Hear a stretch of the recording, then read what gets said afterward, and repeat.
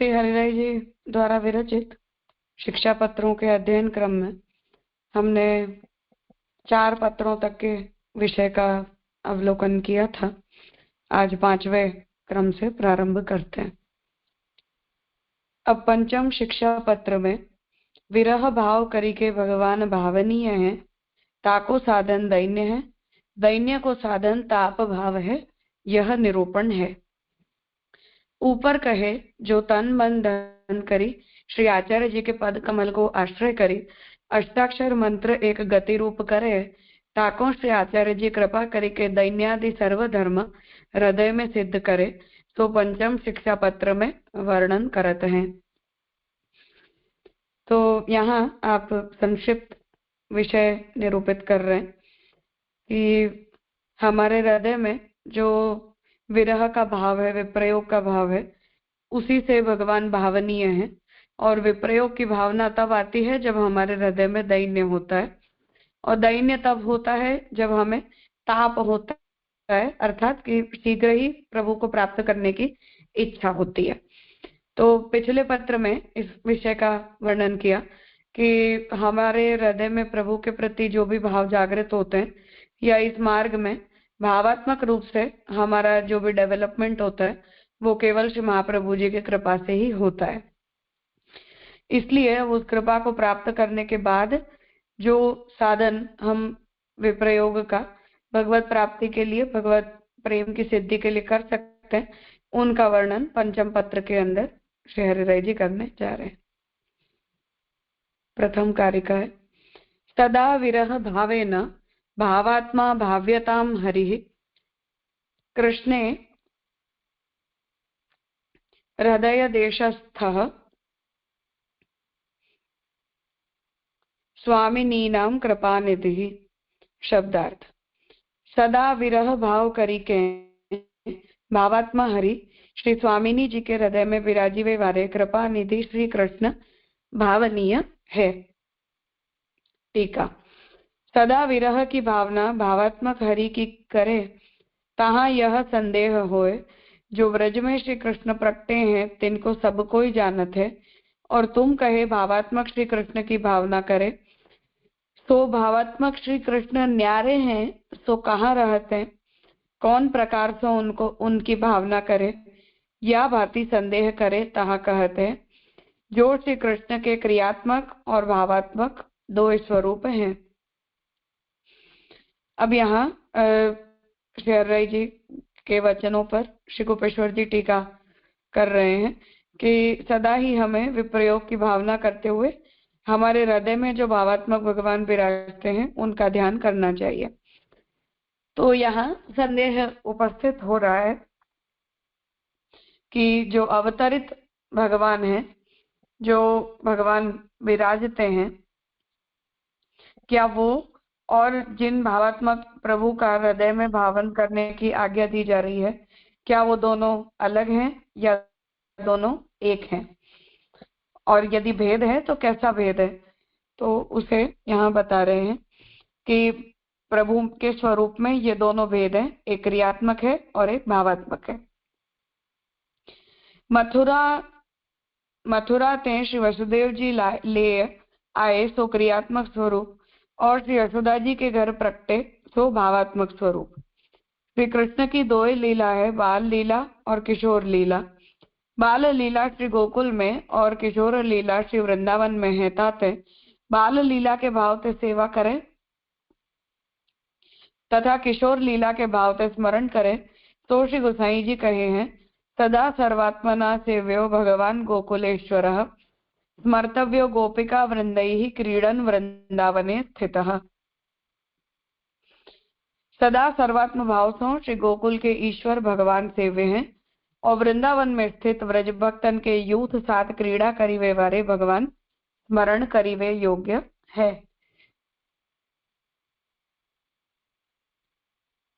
इत्यादि वचन के अनुसार बाल लीला श्री नवनीत प्रिय जी के स्वरूप में तथा रासादि लीला श्री गोवर्धन नाथ जी के स्वरूप में है। तो विप्रयोगात्मक स्वरूप श्री स्वामिनी जी के हृदय में रहते हैं। तो जब श्री स्वामिनी जी के भाव की भावना करे जो श्री स्वामिनी जी प्रभु को कौन भांति लड़ावत है, कौन भांति गुणगान करत है, प्रभु के संग कौन भांति लीला करत है, यह भाव विचारे तो श्री स्वामिनी जी कृपा निधि प्रसन्न होए, भाव को दान करे। तब भावात्मक प्रभु को अनुभव होए, प्रभु के अनुभव को और उपाय नहीं काहे थे, जो श्री कृष्ण के हृदय में श्री स्वामिनी जी ही स्थित हैं और कछु श्री कृष्ण जानत ही नाही। ताते हैं श्री स्वामिनी जी को आश्रय करी भावात्मक हरि, श्री स्वामिनी जी जिनको विरह करते हैं तिनकी भावना करे, तब श्री स्वामिनी जी कृपा करी प्रसन्न होए, तब प्रभु अपनो अनुभव जतावे। मैंने जब हमने हरिराय जी के ग्रंथों को पढ़ा था तब भी मैंने ये बात कही थी कि हमें सब प्रयोजन हरिराय जी के पक्ष को सोचना चाहिए कि वो क्यों ऐसा निर्णय, ऐसा निरूपण कर रहे हैं। एक ये बात, और दूसरा कि यद्यपि हम ऐसा कह सकते हैं और कहते भी हैं कि श्री हरिराय जी का मत कुछ विषयों में सबसे भिन्न है, स्वतंत्र भी है, परंतु वो हमारे गुरु हैं, इसलिए भिन्न होने पर भी वो मत हमारे लिए सभी अन्य आचार्यों के समान सर्वदा, सर्वथा, सर्वरूप से आदरणीय है। इस बारे में भी कोई संशय नहीं है। इस बात को हमें ध्यान में रखते हुए इन विषयों को पढ़ना चाहिए। तो स्वतंत्र मत है, इसका ये तात्पर्य नहीं कि हम उस मत को इग्नोर करें या उस मत को स्वतंत्र होने के कारण उसे हम अन्य आचार्यों के कैलिबर का न समझें। मेरे कहने का अर्थ ये है। तो वो हमारे गुरु हैं, हमारे आचार्य हैं, इसलिए गुरु की कही जितनी भी बातें हैं वो हमारे लिए सर्वदा आदरणीय और स्वीकरणीय है, इसमें कोई संशय नहीं है। और श्री हरिराय जी ने विप्रयोग को क्यों परम फल के रूप में कहा है, उसका भी हरिराय और मुक्तावली का अध्ययन करते समय हमने विस्तार से विचार किया था, इसलिए उस पक्ष को ध्यान में लेना चाहिए।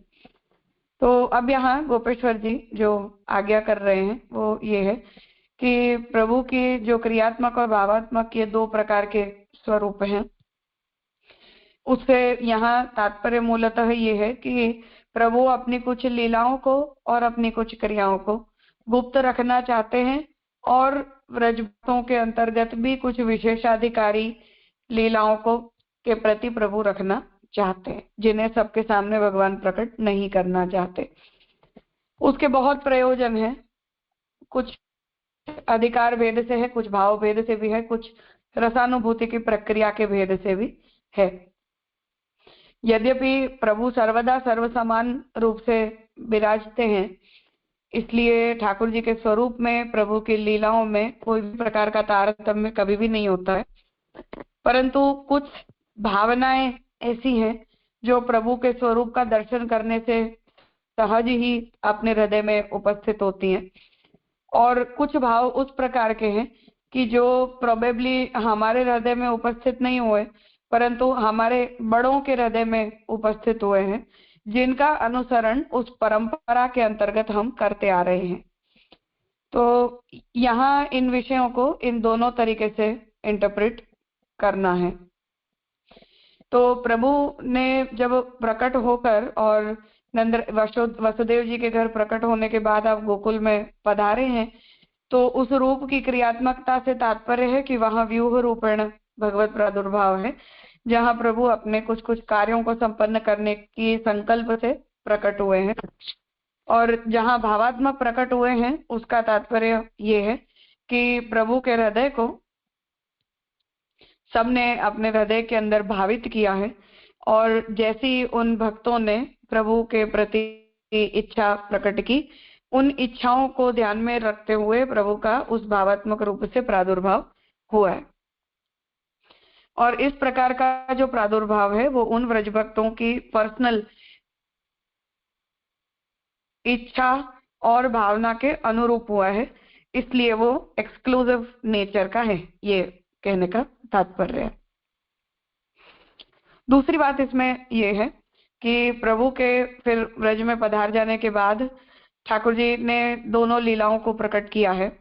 कुछ लीलाएं प्रभु ने गोकुल में अपने घर में प्रकट की हैं, जहां प्रभु निरंतर विराजते हैं, और फिर शाम को प्रभु अपने घर परिवार के सभी लोगों से छुपकर श्री स्वामी जी से मिलने के लिए पधारते, जो लीला वृंदावन में संपन्न होती है। इसमें बाल लीला और किशोर लीला से जो तात्पर्य है वो दोनों है। एक तो ठाकुर जी की जो अवतार काल में जो प्रभु की अवस्था है, जिससे प्रभु सभी को दर्शन दे रहे हैं, उस अवस्था के कारण भी ये जो भेद है, ये इस प्रकार का विचार हमारे मन में आता है। और दूसरा उसका कारण ये है कि जिन लीलाओं में प्रभु ने उस प्रकार के प्रौढ़ भाव को अपने हृदय में उपस्थित किया है, वो अलग प्रकार का है। और जहाँ यशोदा जी नंदराय जी के साथ ठाकुर जी ने बाल भाव को प्रकट किया है अपने हृदय में, वो अलग प्रकार का है।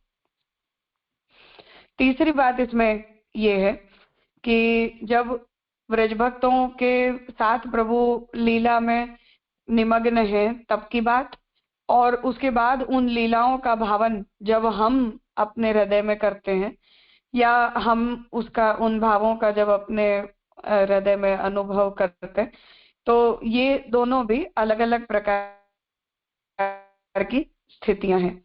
उसके अंदर भी कुछ भाव भेद हो जाता है, कभी हमारा होता है, कभी कुछ आचार्यों का पर्सनल होता है। जैसे हरिभाई जी ने उन भावों को प्रकट किया, तब से वो हमारे लिए अनुसरणीय हो गए। कुछ परवर्ती आचार्यों ने सेवा के समय जो भी ठाकुर जी के स्वरूप में जैसा अनुभव किया, उससे भी ये प्रकार के भाव जो हैं वो उपस्थित किए जाते हैं। जिस वजह से यहाँ श्री गोपेश्वर जी जब ये आज्ञा दे रहे हैं कि ठाकुर जी नवनीत प्रिय जी के स्वरूप से बाल भाव को प्रकट करते हैं, और गोवर्धन नाथ जी आदि जो ठाकुर जी के, जिन्हें हम ठाड़ी स्वरूप कहते हैं, उससे ठाकुर जी अपने अंदर उन किशोर लीला की भावनाओं को प्रकट करते हैं। अब ये पुनः ठाकुर जी चाहे लालन के स्वरूप में विराजते हों, चाहे गोवर्धन नाथ जी विराजते हों, चाहे चतुर्भुज स्वरूप से ही क्यों न विराजते हों, अपने यहाँ उन सभी स्वरूपों के अंदर व्रजलीला के अंतर्गत ही भिन्न भिन्न प्रकार के भाव किए जाते हैं। तो चतुर्भुज होने पर दर्शनीय जो ठाकुर जी का स्वरूप है वो ऐश्वर्य संपन्न प्रदर्शित होता है, शंख चक्र गदा पद्म को धारण किए हुए होने के कारण। परंतु हम ठाकुर जी की स्वरूप भावना में यदि देखें तो मथुराधीश, द्वारकाधीश आदि जितने भी स्वरूप कल्याण राय जी आदि अपने यहाँ सेवित हुए हैं और हो रहे हैं, उन स्वरूपों के अंदर कहीं आंख मिचौली ठाकुर जी खेल रहे हैं, ऐसे दो श्रीहस्तों का भाव किया जाता है। और कहीं माखन चोरी के लिए ठाकुर जी ने दो श्रीहस्त ऊपर उठाए हुए हैं, ऐसा भी भाव किया जाता है। और ये भावों को अगर हम पर्सनल कह देते हैं किसी का, तो वो प्रोबेबली हमारे लिए अनुसरणीय नहीं रह जाते हैं। उसमें हमारा ये उत्तर है कि हाँ ठीक है, किसी को ऐसा भाव हुआ होगा, परंतु ये हमारा भाव नहीं है। और कभी कभार उनके अंदर जब हम ये कहते हैं कि नहीं, ये भाव हमारे लिए भी अनुसरणीय है, ऐसा जब हम कहते हैं, तब हम अपने हृदय में उनके भावों से भावित होने के कारण अपने हृदय के अंदर भी उस व्रजलीला को स्थापित करने के लिए उन भावों को हम सीखना शुरू करते हैं। कि महाप्रभु जी जब व्रजाधिपः ऐसा कह रहे हैं, तो भगवान सर्वरस रूप है, सर्वानंदमय है, और हमारे हृदय में उन सभी भावों को उद्घाटित करना चाहते हैं। केवल एक ऐश्वर्य भाव के अंदर ही हम स्थापित हो जाएं, और उस प्रकार की मर्यादा को अपने और प्रभु के बीच यदि हम ला दें, तो संभवतः हम प्रभु की उन लीलाओं को यहाँ एंजॉय नहीं कर सकते, या उन भावों का अनुभव फिर हम नहीं कर पाएंगे। इसलिए हम अपने हृदय के अंदर उन भावों को प्रकट करना चाहते हैं कि जिससे हमारे हृदय में भी वो व्रजलीला के जो भाव हैं वो स्थिर भी हों और वो स्थापित भी हों, जिस प्रयोजन से इन भावनाओं को किसी एक व्यक्ति की पर्सनल भावना के रूप में नहीं, परंतु सार्वत्रिक भावना के रूप में एक्सेप्ट किया जाता है। पर उसका तात्पर्य पुनः ये भी नहीं है कि उन्हें कृत्रिम रूप से हम अपने हृदय में लाएं, परंतु हम उन भावों को याद करें, और उन भावों को यदि हम सेवा में रेलिस्ट कर सकते हैं तो ही उसे यहाँ शहरी जी इसे ही भावात्मक है ठाकुर जी इस रूप में, इन शब्दों से यही आप आज्ञा करना चाह रहे हैं।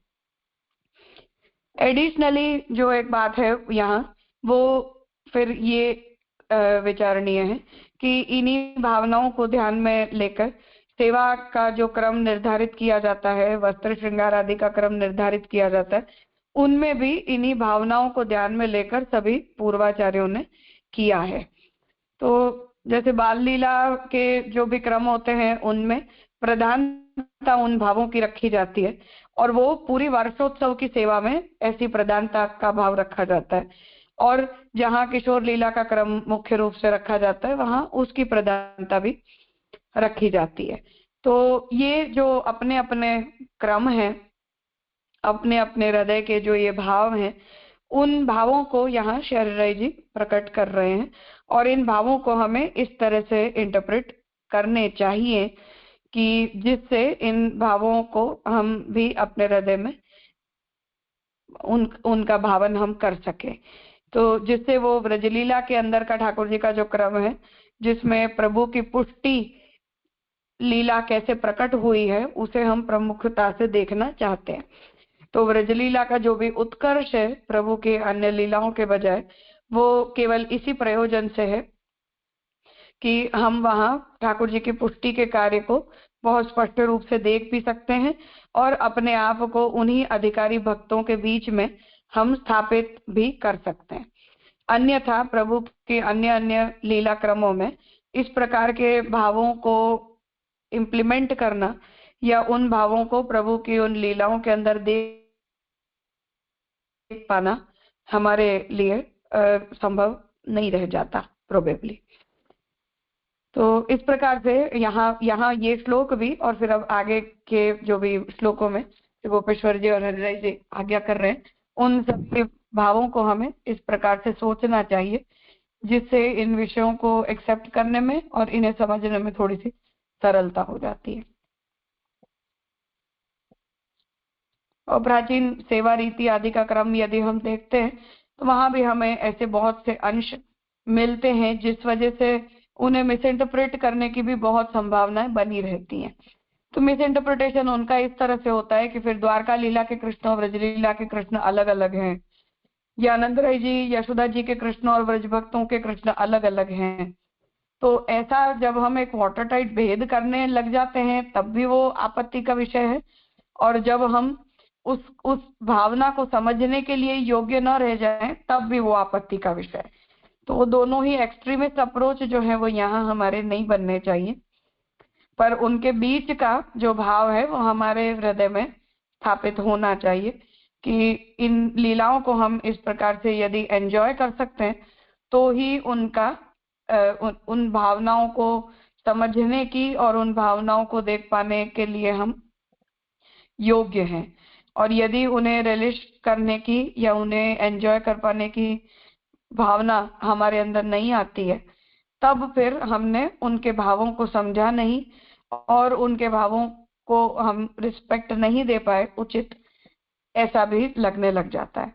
तो उन दोनों ही स्थितियों में अपने चित्त को बैलेंस करते हुए हमें इन भावों को समझने का प्रयास करना चाहिए, और यथा योग्य हम उन्हें सेवा में और भगवत लीला के अवगाहन के समय उन लीलाओं को हम समझ पाए और उनका हम अनुसंधान कर पाए, ऐसा प्रयास भी हमें करना चाहिए।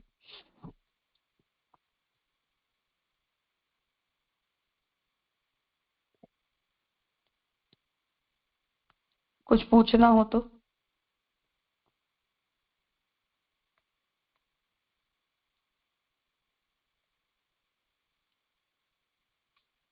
हाँ अर्पिताबेन। धन्यवाद प्रणाम राजा। राजा आपे समજાવી સમજણ પડી, પણ તોય રાજા મને એવો પ્રશ્ન થઈ રહ્યો છે કે અહીંયા જે હરિરાયજી જે વર્ણન કરી રહ્યા છે કે શ્રી કૃષ્ણ હૃદયમાં સ્વામિનીજી બિરાજે છે અને સ્વામિનીજી બીજું કશું પ્રભુ એટલે કૃષ્ણ જાણતા નથી ને સ્વામીજીનો આશ્રય કરીને ભાવનાત્મક હરી એમનો વિરહ કરી દે છે. એટલે મને એવું સમજાય છે જે રાજાના પરથી કે ઠાકોરજી કરતા સ્વામીજીનું મહત્વ વધારે મહાત્મ્ય વધી જાય એવું મને ફીલ થયું છે. એટલે મને એવો પ્રશ્ન થાય છે કે વૃંદાવનમાં ને એ બધી જગ્યાએ હરિવંશ કરીને જે થઈ ગયા ને એમણે તો એક રાધાજીનો એક અલગ સંપ્રદાયની પણ સ્થાપના કરેલી છે. તો એ ચીજને એવી રીતે કેવી રીતના એને સમજી શકાશે, મને વિનંતી છે.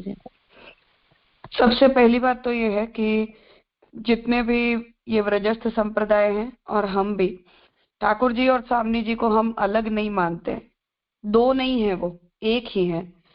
इसलिए किसी का महात्म्य बढ़ जाना और किसी का घट जाना, ऐसी कोई तुलना इन दो स्वरूपों के बीच में कभी भी की नहीं जा सकती है।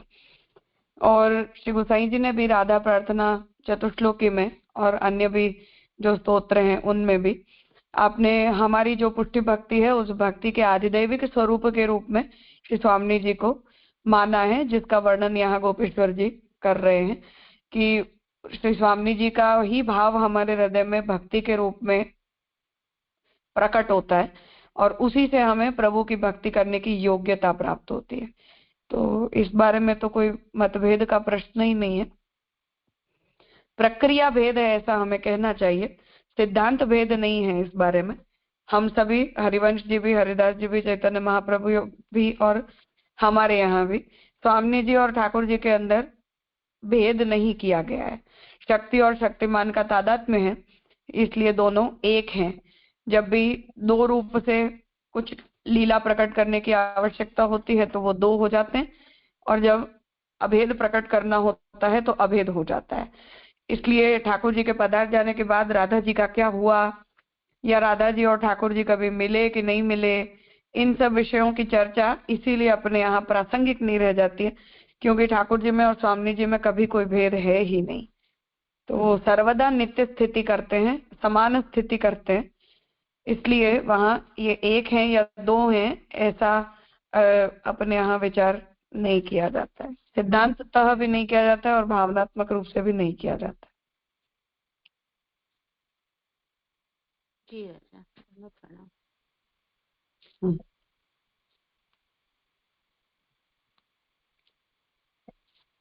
हाँ स्वाति बहन। हाँ धन्यवाद प्रणाम राजा।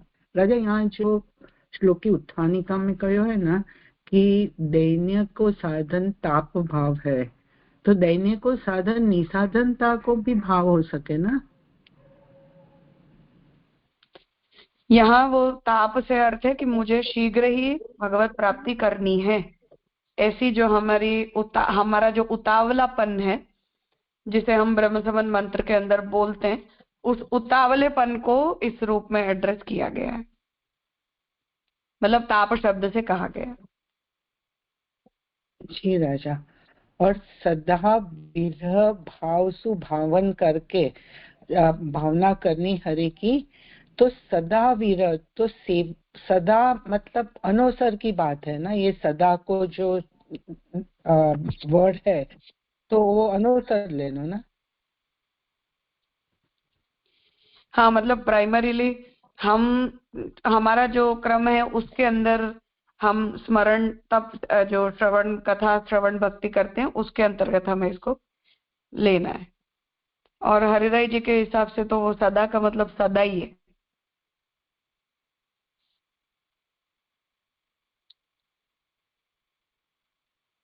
अच्छा, सेवा के समय भी सदा को मतलब उनके हिसाब से है। हाँ, वो इसलिए क्योंकि वो सावरण स्पर्श है ना ठाकुर जी का, जब तक हमारी भक्ति पूर्ण नहीं हो जाती है तो उसकी योग्यता हमें शीघ्र प्राप्त हो, ऐसी आकांक्षा के रूप में भी वो तापक्लेश युक्त होना है, ऐसा कहना चाहते।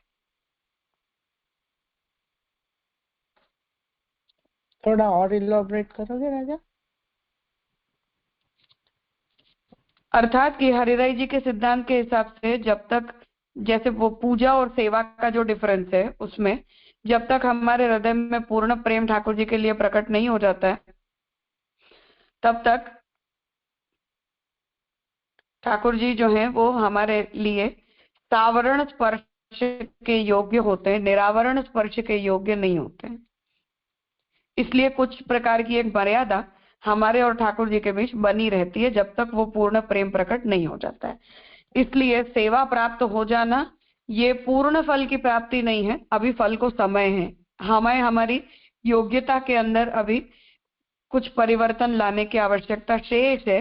उस भाव से वो तापक्लेश रहना चाहिए कि ठाकुर जी वो हमें अलौकिक सामर्थ्य की अवस्था में जैसा भगवत भाव का अनुभव होता है, वो अनुभव हमें कब करवाएंगे?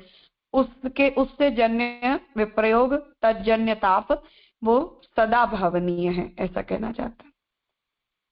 जी जी राजा, एकदम क्लियर। Thank you.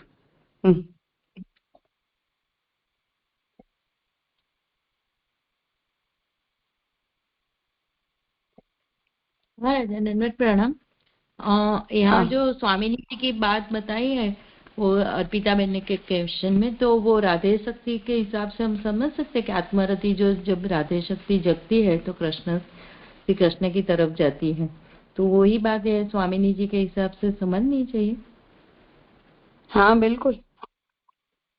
हाँ बस वही पूछना था।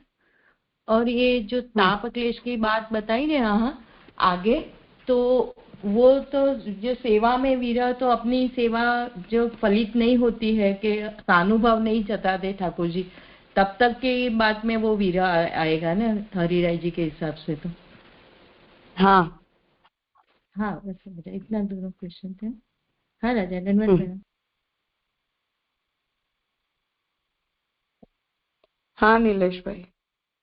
जी दंडोत प्रणाम जी। जी वो जो हरिवंश की जो आपने बात की, तो अपने थोड़े कीर्तन जो है वो उन्हीं के हैं। हाँ अपन गाते हैं ना जो उनके कीर्तन, हित हरि हाँ जी के। अच्छा, वो उनके ही है। हाँ उन्हीं के। और वही जो मीराबाई को मिले थे वो ये एक है, अलग अलग है? वही है। अच्छा। और ये वृंदावन में स्थित रहते थे ना? हाँ हरिवंश जी वहीं रहते थे। और वो जो ठाकुर जी है वो उनके हैं राधा वल्लभ जी। नाम? राधा वल्लभ। ओके। हाँ जी। उन्हें स्वयं श्री स्वामी जी ने ही प्रकट होकर कृष्ण मंत्र प्रदान किया था, और फिर उन्हें उसी मंत्र से फिर ये स्वरूप भी प्राप्त हुए जिनकी उन्होंने सेवा की, फिर उनके बाद उन्होंने अपने परिवार को दी। अच्छा मतलब खुद तो ब्रह्मचारी, अपने एक्सटेंडेड फैमिली को दी। अच्छा ओके जी। और ये जो ताप क्लेश की बात की, तो वो तो बहुत ही इंडिविजुअली और एकदम हृदय को भावुक होना बहुत इम्पोर्टेंट है ना, मतलब इन रेगुलर टर्म्स में भी, क्योंकि बहुत डिफिकल्ट है ना ऐसे अचानक से खाली हम बोले कि सेवा में ही ऐसे होगा, ऐसा नहीं, पर इन इन रेगुलर सेंस में भी बहुत रुजु स्वभाव होना, तो ही वो इतने भावुक हो सकते हैं ना, मतलब इट्स नॉट सो इजी। नहीं वो तो सही बात है, हर व्यक्ति के लिए ऐसा नहीं है संभव। और वो उसका अर्थ ये भी नहीं कि हम 24 घंटे ऐसे हो जाएं, पर कहने का तात्पर्य ये है कि हमारे हृदय के अंदर वो आकांक्षा रहनी चाहिए कि हम अभी जिस किसी अवस्था में हैं उसमें प्रभु को सुख देने योग्य हम नहीं है, प्रभु के आनंद का पूर्णानुभव करने के लिए हम योग्य नहीं है। तो हमें अपने आप को और डेवलप करना है, हमारे हृदय में हमें अपनी भक्ति को बढ़ाना है, ऐसी इच्छा आकांक्षा तो हमारे अंदर निरंतर रहनी चाहिए ना, ये कहना चाह रहे हैं। क्योंकि अगर वही भाव हमारे हृदय के अंदर नहीं रह जाता है तो हम जैसे हैं तो सब ठीक है, तो हम कभी भी उसके अधिकारी बन ही नहीं पाएंगे, ऐसी स्थिति आ जाती है। फुर्सत नहीं होनी चाहिए, कहने का अर्थ है। फुर्सत नहीं होनी चाहिए मतलब हाँ मतलब कि हाँ अभी हम कर रहे हैं तो बस इतने में तो अपनी फुलफिलमेंट है अपनी लाइफ की, और क्या अच्छा। चाहिए? तो और चाहिए, और क्या चाहिए मतलब कि और अच्छा करो ना, ऐसा चाहिए। वो ऐसा एक कंफर्ट नहीं आ जाना चाहिए अपनी अवस्था को लेकर, ये कहने का अर्थ।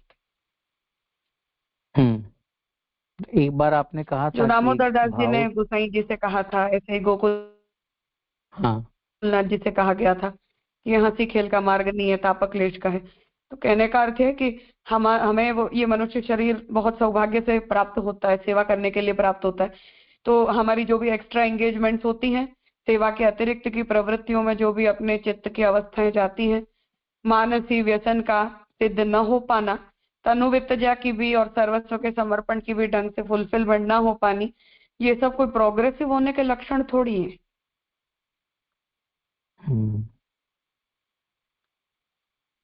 ऐसा कहना मतलब जो वो आपने एक बार बताई थी कि घर से बाहर निकलना भी मुश्किल हो जावे, वो दैट इन वो ऐसा ऐसा व्यसन हो जाना चाहिए ना, मतलब हो जाना चाहिए, हाँ नॉट राइट, बिल्कुल। हो जाता है जो जिसको हाँ, तो हमारा लक्ष्य तो भगवत प्रेम की ऐसी सिद्धि है ना, तो अभी तक तो हुआ नहीं है ना। हमारे पास जीवन का कितना समय बाकी है, किसके पास कितना बाकी है, तो हमें किस बात का उतावलापन है, या हम फुर्सत से बैठे हैं कि अब हम बहुत खूब सेवा कर रहे हैं, तो उसकी बात कर रहे हैं। जी वो जी फलित तो होनी चाहिए, हमें अभी मिलना चाहिए। अगला जन्म लेने के लिए किसके पास टाइम है, कौन जानता है हम अगला जन्म में क्या हो जाएंगे, तो इसी जन्म में से तो होना चाहिए।